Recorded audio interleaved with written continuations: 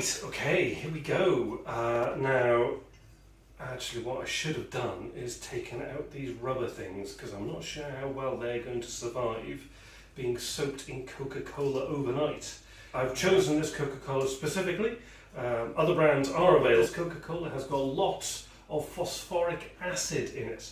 And in case you didn't know this when you're drinking your Coca-Cola with your fish and chips, phosphoric acid is highly, highly corrosive.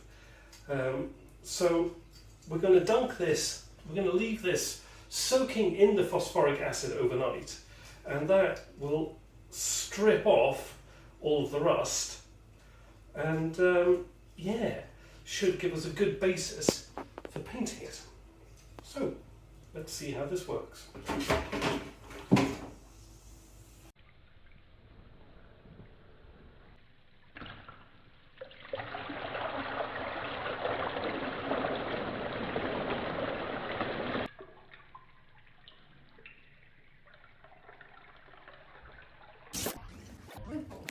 Right, this has been in here overnight, been sitting in the phosphoric acid, and I don't know if you can see, but some parts have come up really quite shiny, other parts less so. I'm not expecting this to be a paint stripper, but what I am expecting it to have done is to have loosened off most of the rust and cleaned off a lot of the grease. So now, pour away this filthy manky stuff and take a scourer and some hot water to this and see where it can get to. Next step.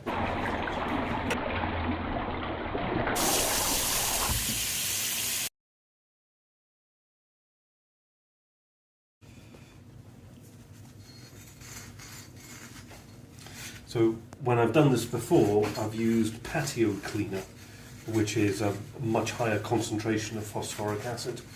I was hoping that using cola, oh no, that has worked. I was hoping that using cola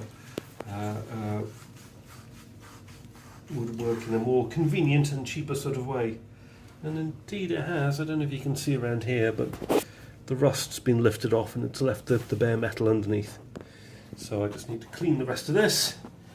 And this is good for painting and reassembling into a motorbike.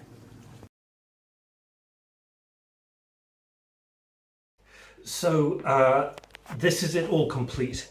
I'm pretty happy with this. It's very clean and it's all been well degreased.